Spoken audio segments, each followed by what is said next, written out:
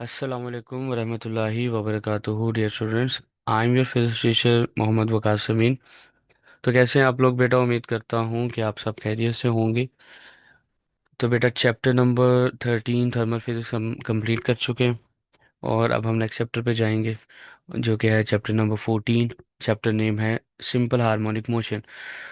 तो बेटा इसका जो सबसे पहला टॉपिक है वो ऑसिलेटरी मोशन है। इंपॉर्टेंट टर्म है। आज इंट्रोडक्टरी लेक्चर्स होगा, कुछ बेसिक टर्म्स के बारे में डिस्कस करेंगे और सिंपल हार्मोनिक मोशन के अलावा हार्मोनिक मोशन क्या होती है, ऑसिलेशंस क्या होती हैं, ऑसिलेशन एंड वाइब्रेशन में क्या फ़र्क होता है।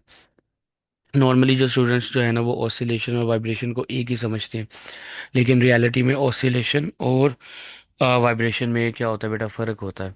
तो सबसे पहले स्टार्ट करते हैं बेटा हार्मोनिक मोशन से। हार्मोनिक मोशन कौन सी मोशन होती है? If body execute a repeated movement about a fixed point, its motion is said to be a harmonic motion.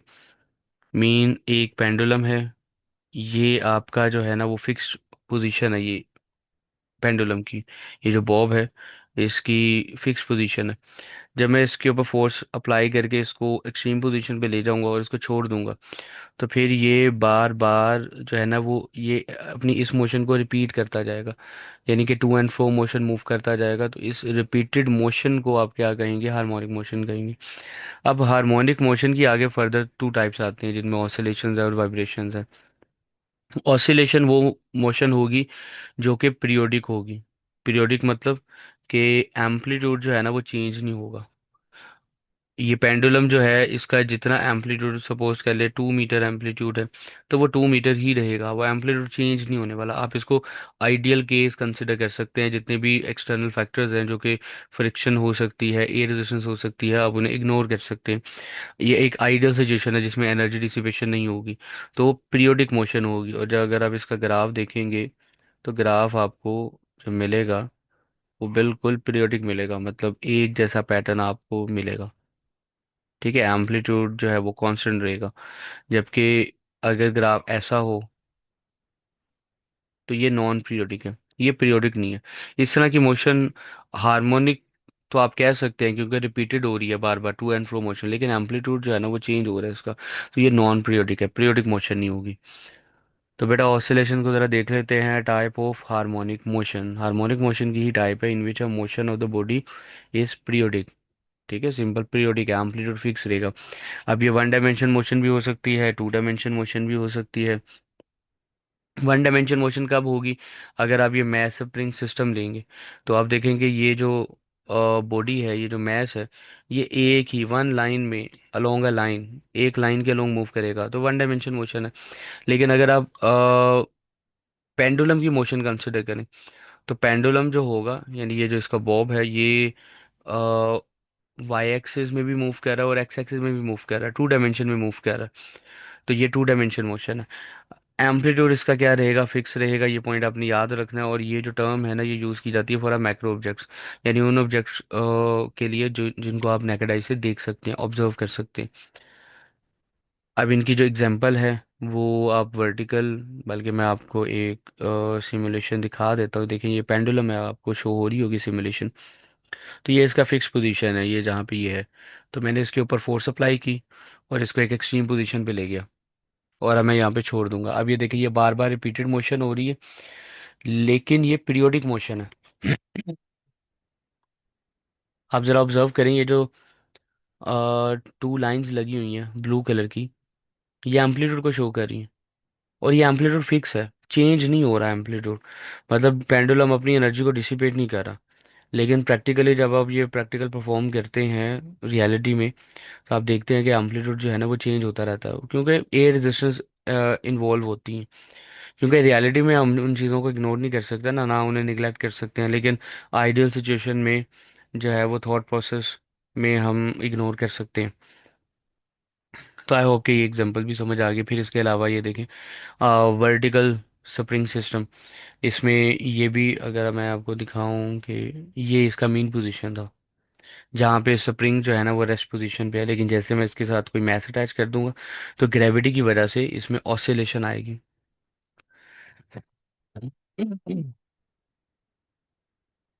I hope कि ये भी कॉन्सेप्ट आपके जो है ना वो क्लियर हो गए। अब आगे चलते हैं बेटा। और भी काफ़ी एग्जांपल्स हैं, लाइक यहाँ पे तो मैंने दो तीन लिखी हुई हैं। आपको सिमुलेशन दिखाई है, लेकिन गिटार का जो स्ट्रिंग है वो भी ऑसिलेट करेगा। फिर ये जो बेबी है जब ये स्विंग झूला लेगा तो इसकी भी जो मोशन होगी वो ऑसिलेशन होगी। और फिर ये जो प्रोंग्स हैं जब ये वाइब्रेट करेंगे, ऑसिलेट करेंगे। अब देखिए, ऑसिलेशन की टर्म यूज़ करेंगे, वाइब्रेशन की यूज़ नहीं करेंगे। ऑसिलेट करेंगे क्योंकि ये मैक्रो ऑब्जेक्ट्स हैं। अब वाइब्रेटरी मोशन क्या होती है? ये भी बेटा टू एंड फ्रो मोशन ही होती है, बैक एंड फोर्थ मोशन ही होती है, जिस तरह ऑसिलेशन थी। लेकिन प्रॉब्लम, फर्क क्या है कि ये हार्मोनिक तो है लेकिन ये ऑसिलेटरी नहीं होगी। क्यों? क्योंकि ये पीरियोडिक नहीं होगी। मतलब कि हार्मोनिक मोशन की दो टाइप्स हैं, एक वाइब्रेटरी मोशन है और एक ऑसिलेटरी मोशन है। ऑसिलेशन पीरियोडिक मोशन होगी, उसमें एम्पलीट्यूड फिक्स होगा। Vibratory motion not a periodic, ये नॉन पीरियोडिक होगी, इसका एम्पलीट्यूड जो है ना वो फिक्स नहीं होगा। फिर ऑसिलेशन की जो टर्म थी वो मैक्रो ऑब्जेक्ट्स के लिए यूज़ की जाती है, जबकि वाइब्रेशन की जो टर्म है ये बेटा माइक्रो ऑब्जेक्ट्स यानी एटम, एटम वाइब्रेट करता है। एटम्स के लिए, एटम जब to and fro motion perform करता है तो उसके लिए हम वाइब्रेशन की टर्म यूज़ करते हैं। बुक्स में आपने ऑब्जर्व किया होगा कि अब ये सारे एटॉमिक ऑब्जेक्ट्स हैं, आप इनको नेकेड आई से नहीं देख सकते। तो जब आप छोटे लेवल पे जाएंगे, माइक्रो ऑब्जेक्ट्स पे जाएंगे, तो आप वाइब्रेशन की टर्म यूज़ करेंगे। और इनका एम्पलीट्यूड भी फिक्स नहीं होता बेटा, क्योंकि जैसे जैसे आप इसको हीट अप करेंगे तो इनकी जो वाइब्रेशंस है ये ज़्यादा होंगी, इनका एम्पलीट्यूड क्या होता जाएगा, ज़्यादा होता जाएगा। और ये हमने लास्ट वाले चैप्टर में थर्मल फिजिक्स में हमने ऑब्जर्व भी किया कि जैसे जैसे आप टेम्परेचर ज़्यादा करेंगे एटॉमिक वाइब्रेशन जो होती है वो ज़्यादा होती है, और हीट जो है ना वो कंडक्ट होती है। तो आई होप कि ये ऑसिलेशन और वाइब्रेशन में आपको फ़र्क पता चल गया। अब बेटा, क्योंकि हमारा जो मेन टॉपिक है वो ऑसिलेशन है, हमने ऑसिलेशन को स्टडी करना है। तो ऑसिलेशन की बेटा तीन टाइप्स होती हैं, एक होती है फ्री ऑसिलेशन, एक होती है डैम्प्ड ऑसिलेशन, एक होती है फोर्स ऑसिलेशन। हम तीनों को ज़रा थोड़ा थोड़ा सा थोड़ी सी डिटेल के साथ देखेंगे। फ्री ऑसिलेशन क्या होती है, नाम से आइडिया हो रहा है कि स्टार्टिंग में आपने फोर्स अप्लाई करनी है, उसके बाद बॉडी जो है ना वो अपनी ही फ्रीक्वेंसी, अपनी नेचुरल फ्रीक्वेंसी के साथ मूव करती रहेगी। उसको किसी एक्सटर्नल फोर्स की ज़रूरत नहीं है। जैसे कि मैंने अभी आपको पेंडुलम की ये जो सिमुलेशन शो की थी, ये देखें, ये अभी तक ऑसिलेट करता जा रहा है। ठीक है, तो ये जो है ना ये फ्री ऑसिलेशन है, ये अपनी ही नेचुरल फ्रीक्वेंसी की वजह से ये ऑसिलेट करता जा रहा है। मैं इसके ऊपर कोई मजीद एक्सटर्नल फोर्स एक्ट नहीं कर रहा। ठीक है, मैंने बस स्टार्ट किया था इसको, उसके बाद ये अपनी फ्रीक्वेंसी पे ही ऑसिलेट करता जा रहा है। तो इसको ऐसी जो ऑसिलेशन होगी इसको हम कहेंगे free oscillation. External force zero है, एनर्जी डिसिपेशन भी ज़ीरो है, क्योंकि हमने जितने भी जो अपोजिशन फोर्सेस थी उनको हमने इग्नोर कर दिया। फिर बेटा एम्पलीट्यूड कांस्टेंट होगा, फ्रीक्वेंसी जो होगी वो नेचुरल फ्रीक्वेंसी होगी, और टाइम जो होगा वो नेचुरल टाइम पीरियड होगा। अब नेचुरल फ्रीक्वेंसी क्या होती है, इसकी डेफिनेशन मैंने लिखी है, ये वो फ्रीक्वेंसी, हर बॉडी की जो है ना वो अपनी एक नेचुरल फ्रीक्वेंसी होती है, जिस फ्रीक्वेंसी पे वो बॉडी ज़्यादा से ज़्यादा एनर्जी को क्या करता है, अब्जॉर्ब करता है। तो यहाँ पे the natural frequency at which an object और system vibrates on its on after being disturbed without any continuous external force acting on it. यानी आपने कोई एक्सटर्नल फोर्स एक्ट नहीं करनी, स्टार्ट कर दिया आपने, उसके बाद बॉडी जो है ना वो अपनी ही फ्रीक्वेंसी की बेस पे ऑसिलेट करती चली जाएगी। फॉर एग्जांपल पेंडुलम को आप पुल करें, छोड़ दें, उसके बाद वो अपनी फ्रीक्वेंसी पे ऑसिलेट करता चला जाएगा। तो ये थी फ्री ऑसिलेशन। अब आ जाते फोर्स ऑसिलेशन। नाम में फोर्स आ रहा है, मीन्स के अब यहाँ पर आपको कंटिन्यूसली फोर्स लगानी पड़ेगी।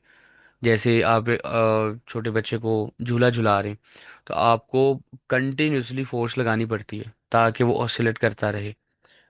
तो required a periodic force source of energy to continue oscillation. Energy dissipation अब यहाँ पर होगी, और एम्पलीट्यूड जो है वो कांस्टेंट भी नहीं होगा।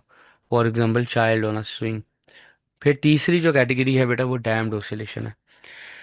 डैम्प्ड ऑसिलेशन में एनर्जी डिसिपेशन होगी, एम्पलीट्यूड जो है ना वो चेंज होगा। फॉर एग्जांपल आपने एक पेंडुलम को ऑसिलेट करवाया, और टाइम के साथ साथ उसका एम्पलीट्यूड जो है वो चेंज होगा। मींस अब वो डैम्पिंग हो रही है। डैम्पिंग का मतलब होता है कि रेजिस्टेंस का होना, एनर्जी का डिसिपेट होना ड्यू टू ए रेजिस्टेंस। तो इस वजह से इसका एम्पलीट्यूड जो है ना वो कुछ ऐसा होगा, स्टार्टिंग में हाई एम्पलीट्यूड होगा, लेकिन टाइम के साथ साथ एम्पलीट्यूड क्या करता जाएगा, डिक्रीज करता जाएगा, और वो बॉडी जो है ना वो एक टाइम आएगा कि वो बॉडी रेस्ट पे आ जाएगी। Amplitude of oscillation decrease with time, energy जो है वो डिसिपेट करेगी, फ्रिक्शनल फोर्स प्रेजेंट है, और ये रियल केस होगा।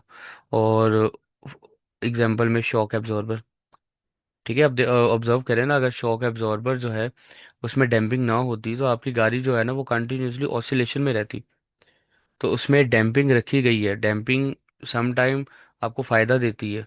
अब ये सिचुएशन पे डिपेंड करता है कि आपको डैम्पिंग चाहिए कि नहीं चाहिए। कुछ जगहों पे नहीं चाहिए होती, कुछ जगहों पे चाहिए होती है। कुछ जगहों पे आप चाहते हैं कि एनर्जी डिसिपेट ना हो, बॉडी कंटिन्यूसली जो है ना वो मोशन में रहे। और कुछ जगहों पे आप चाहते हैं कि एनर्जी डिसिपेट हो जाए, लाइक है शॉक एब्जॉर्बर। वो बहुत जल्दी एनर्जी को क्या करता है, एब्जॉर्ब करता है, डिसिपेट करता है in the form of heat, और आपकी बॉडी जो है ना वो रिलैक्स रहती है, ज़्यादा ऑसिलेट नहीं करती आपकी गाड़ी। ओके नेक्स्ट बेटा, ये दो पॉइंट्स आपने याद रखने हैं। ऑसिलेशन के लिए दो चीज़ें रिक्वायर होती हैं, एक रिस्टोरिंग फोर्स और एक इनर्शिया। अब ये कैसे रिक्वायर ज़रूरी होती हैं, ये हम नेक्स्ट वाले लेक्चर में ज़रा डिटेल के साथ देखेंगे। अभी बस ये दो पॉइंट याद रखें फॉर द एमसीक्यूज। अब बेटा, oscillation motion is not a uniform motion, it has acceleration. क्योंकि बॉडी जो है ना, देखें ये बॉडी है, ये आगे जाएगी और फिर दोबारा वापस आएगी, अपनी डायरेक्शन तो चेंज कर रही है। मीन्स वेलोसिटी चेंज होगी, इसमें मैग्नीट्यूड भी चेंज होगी, डायरेक्शन भी चेंज होगी। और इसको बड़ी डिटेल के साथ हम इस पॉइंट को ज़रा अंडरस्टैंड करेंगे नेक्स्ट लेक्चर में, जब मैं आपको सिंपल हार्मोनी मोशन पढ़ाऊंगा। तो ये पॉइंट याद रखना है कि ऑसिलेशन जो है वो यूनिफॉर्म मोशन नहीं है, ये एक्सेलरेटेड मोशन है, इसमें एक्सेलरेशन होगा। अब बेटा, आते हैं कुछ इंपॉर्टेंट टर्म्स पे। वाइब्रेशंस क्या होती हैं? वाइब्रेशन एक cycle, a round tip of a body is called vibration। For example, कि पेंडुलम जो था वो यहाँ से स्टार्ट हुआ था ऑसिलेट करना, ये पेंडुलम जाएगा दूसरे एक्सट्रीम पोजीशन पे जाएगा, और फिर जब दोबारा वापस उसी पॉइंट पर आए जहाँ से वो स्टार्ट हुआ था, तो इसको हम कहेंगे एक साइकिल, इसको हम कहेंगे वन वाइब्रेशन। और अगर ये मोशन पीरियोडिक होगी तो हम इसको कहेंगे वन ऑसिलेशन। आई होप कि ये कॉन्सेप्ट क्लियर हो गया, कि पूरा एक साइकिल, बॉडी यहाँ से स्टार्ट हुई थी, दोबारा पूरा एक चक्कर कंप्लीट करने के बाद दोबारा अगर उसी इनिशियल पॉइंट पे वापस आ जाती है, तो आप इसको वन वाइब्रेशन कहेंगे, वन साइकिल कहेंगे। और अगर पीरियोडिक मोशन होगी तो वन ऑसिलेशन कहेंगे। तो नेक्स्ट पॉइंट है बेटा, इंस्टेंटेनियस डिस्प्लेसमेंट क्या होता है? बेटा, ये आपका है मीन पोजीशन, ग्रीन कलर से कर देते हैं ज़रा। ये आपका क्या है, मीन पोजीशन है। तो मीन पोजीशन से लेके किसी भी इंस्टेंट का डिस्टेंस, उसे आप इंस्टेंटेनियस डिस्प्लेसमेंट कहेंगे। लाइक यहाँ से लेके यहाँ तक का जो डिस्प्लेसमेंट होगा उसे आप इंस्टेंटेनियस डिस्प्लेसमेंट कहेंगे। इंस्टेंटेनियस का मतलब होता है लम्हा, इंस्टेंट, किसी भी पॉइंट पे किसी भी लम्हे जो भी डिस्प्लेसमेंट होगा from mean position to that point, उसे आप क्या कहेंगे, इंस्टेंटेनियस डिस्प्लेसमेंट कहेंगे। जबकि एम्पलीट्यूड क्या कहेंगे, वो मैक्सिमम डिस्प्लेसमेंट होगा from mean to extreme position. ये जो ओ है और ये ए है, ओ से ए तक का जो डिस्टेंस है इसे आप डिस्प्लेसमेंट कहेंगे, इसको आप एम्पलीट्यूड कहेंगे। ये मैक्सिमम डिस्प्लेसमेंट है from the mean position to extreme position. I hope कि ये कंफ्यूज नहीं होना आपने, इंस्टेंटेनियस डिस्प्लेसमेंट में एंड एम्पलीट्यूड में। एम्पलीट्यूड मैक्सिमम डिस्प्लेसमेंट है from mean to extreme position, जबकि इंस्टेंटेनियस डिस्प्लेसमेंट क्या है, मीन से किसी भी इंस्टेंट का डिस्टेंस। तो इसको डिफाइन करें, the distance of the vibrating body from its mean position at any extent represented by x. Amplitude पे आ जाए, maximum displacement from the mean to extreme position represented by x naught. और यहाँ पे ओ ए या ओ बी ये क्या है, ये एक्स नॉट है फिगर के अंदर। एम्पलीट्यूड जो है ना वो एनर्जी को रिप्रेजेंट करता है, एम्पलीट्यूड जितना ज़्यादा होगा एनर्जी भी उस वेव की क्या होगी, ज़्यादा होगी। नेक्स्ट आ जाते हैं टाइम पीरियड पे।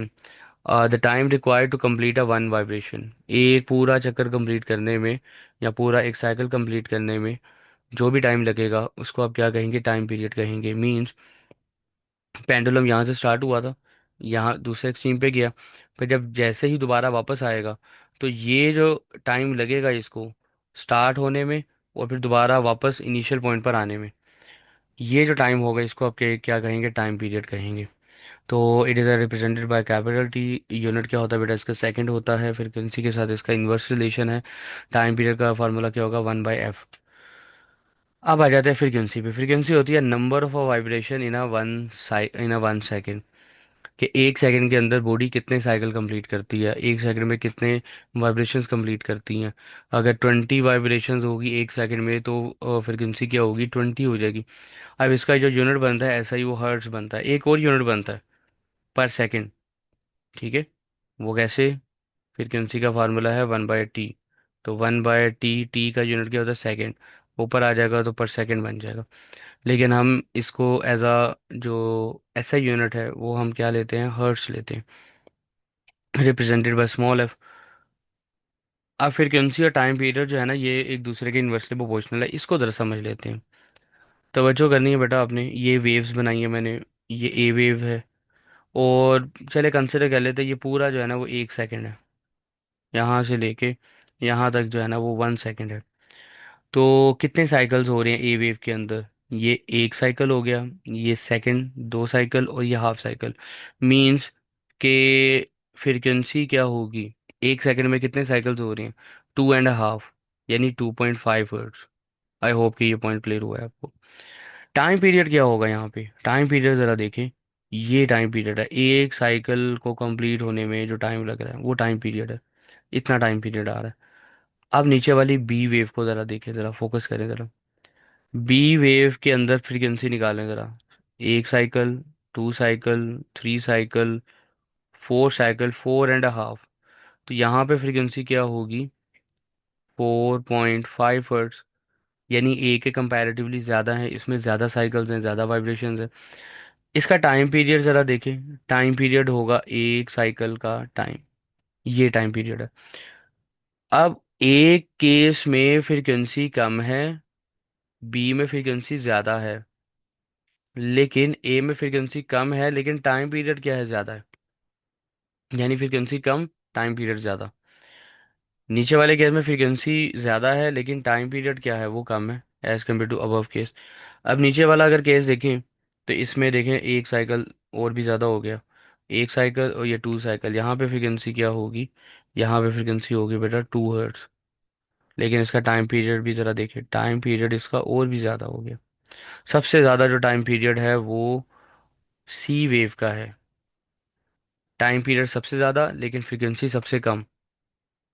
और बी वाला जो केस है उसमें फ्रीक्वेंसी सबसे ज़्यादा है लेकिन टाइम पीरियड सबसे कम है। तो आई होप कि इनका रिलेशन भी आपको समझ आ गया। अब आते हैं एंगुलर फ्रीक्वेंसी पे। एंगुलर फ्रीक्वेंसी ओमेगा के साथ आप इसको रिप्रेजेंट करते हैं। और क्या होती है बेटा, नंबर ऑफ अ रेवोल्यूशन पर सेकेंड। देखिए रेवोल्यूशन 2 पाई के साथ, यानी रेवोल्यूशन क्या होता है, पूरा एक साइकिल, पूरा एक चक्कर। तो नंबर ऑफ रेवोल्यूशन,